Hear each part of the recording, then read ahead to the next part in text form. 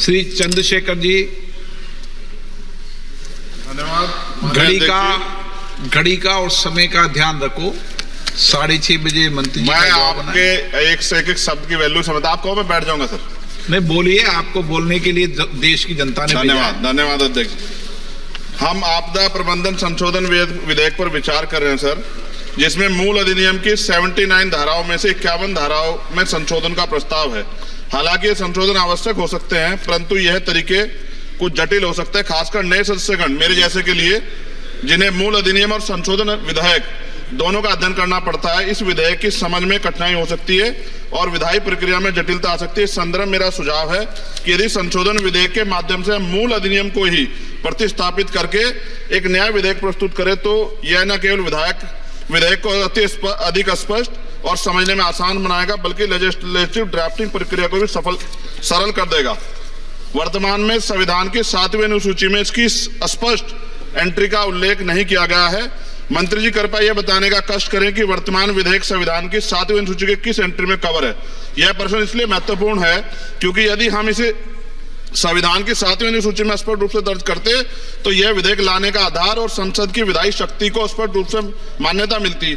इसके बिना यह विधेयक संविधान के तहत अपनी पूरी वैधता का दावा नहीं कर सकता, जिससे इसे लागू करने में होने में अस्पष्टता उत्पन्न हो सकती है। इसलिए मेरा सुझाव है भविष्य में इस प्रकार के विधेयक लाते समय संविधान की 7वीं अनुसूची में आपदा प्रबंधन के लिए एक स्पष्ट प्रविष्टि जोड़ी जाए, ताकि संसद की विधायी शक्तियां स्पष्ट रूप से विधेयक और औचित्य की तरफ पूरा करें।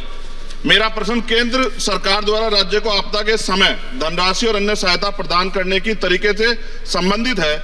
हम सभी जानते हैं कि जब भी कोई आपदा आती है, केंद्र सरकार विभिन्न राज्यों को राहत देने के लिए धनराशि और सामग्री भेजती है। हालांकि यह देखा गया कभी कभी सरकारें अपनी पार्टी शासित राज्यों में को प्राथमिकता दे, जबकि विपक्षी दल द्वारा शासित राज्यों को धनराशि कम, विलंब और भेदभाव पूर्ण तरीके से दी जाती है। इस भेदभाव का राजनीतिक विवाद और आरोप प्रत्यारोप उत्पन्न होते हैं। विशेषकर जब आपदा की स्थिति गंभीर होती है तो यह भेदभाव और देरी राज्यों के लिए अधिक संकटपूर्ण हो सकता है। इसलिए मेरा सुझाव है इस विधेयक में एक स्पष्ट प्रावधान होना चाहिए, जिसमें यह सुनिश्चित किया जाए कि सभी राज्यों को आपदा के सहायता समान रूप से समान मानकों के आधार पर दी जाएगी। यदि प्रारंभिक सहायता प्रदान की जाती है तो यह सभी राज्यों के लिए समान और किसी भी राज्य में भेदभाव का शिकार उसको ना होना पड़े। साथ साथ विधेयक में यह प्रावधान है कि आपदा डाटाबेस के साथ अगर आर्टिफिशियल इंटेलिजेंस, रिमोट सेंसिंग और डाटा एनालिटिक्स जैसी टेक्नोलॉजी का इस्तेमाल कर डाटाबेस की उपलब्धता बढ़ा सकते हैं। इस प्रावधान भी विधेयक के हों। एनडीएमए में जो आपने स्पेशली स्टाफ रखेंगे, क्या नियुक्ति में SC, ST और OBC को आरक्षण का प्रावधान दिया जाएगा? क्या ये बल सिर्फ मैन पावर होंगे या आवश्यक राहत सामग्री उपकरणों से भी लैस होंगे? इन बलों को वित्तीय संसाधन भी देने होंगे जिससे प्रभावी ढंग से कार्य कर सकें। आपदा प्रबंधन नीति डिजाइनिंग में पूर्व चेतावनी प्रणालियों के उन्नयन को शामिल करके पूर्व चेतावनी प्रणालियों को प्राथमिकता दी जाए। आपदा प्रक्रिया कोष में ऐसे प्रावधान होने चाहिए कि आपदा होने के 24 घंटे में ही प्रभावित राज्य जिला प्रशासन को एक निश्चित प्रारंभिक राशि जारी हो सके। जापान जैसे देशों के तरह 72 घंटे की महत्वपूर्ण प्रतिक्रिया योजना को लागू करना, ताकि समय और बचाव कार्य कुशल समय में हो। जनता और NGO को भी एक्ट के तहत बनी सभी एजेंसीज के साथ मिलकर काम करने की योजना पर बल दिया जाना चाहिए, किंतु संशोधन विधेयक में ऐसा कोई प्रावधान नहीं दिखता जो कि आपदा के समय नागरिकों, NGO और सामाजिक संगठन रोल को सुनिश्चित करे। आपदा राहत को नागरिकों के लीगल राइट बनाने पर जोर देना चाहिए। और अध्यक्ष जी, सबसे महत्वपूर्ण ये है, आपदाओं में अपने परिजनों और संपत्ति को खोने वाले व्यक्तियों के मानसिक स्वास्थ्य को सहायता प्रदान करने के लिए मनोवैज्ञानिक पुनर्वास कार्यक्रम को आपदा प्रबंधन नीतियों में एकीकृत करने की आवश्यकता है। वायु प्रदूषण ये भी एक तरह का डिजास्टर है। दिल्ली और NCR के तमाम क्षेत्रों में अध्यक्ष जी इतनी बुरी हालात है, हवा जहरीली हो गई है। मेट्रो सिटी में सब जगह हाल है, इसको भी इसमें जोड़ा जाना चाहिए। लोगों का जीवन कीमती है, लोग जब सुरक्षित नहीं रहेंगे तो फिर जीवन कैसा? सर, नगीना लोकसभा क्षेत्र से मैं आता हूं सर।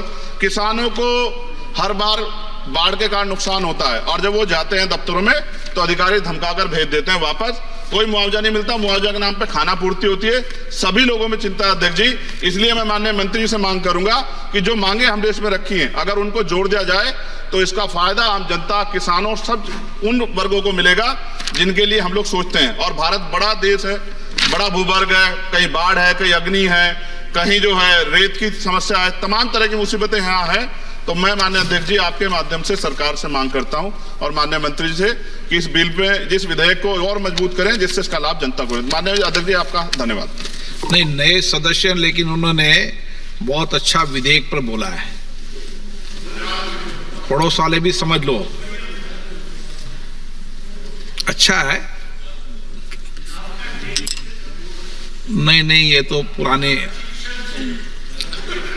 यहाँ पे आप जैसे लोगों के अनुभव का लाभ मिलता है इनको, पर आप थोड़ा अनुभव ठीक दो इनको।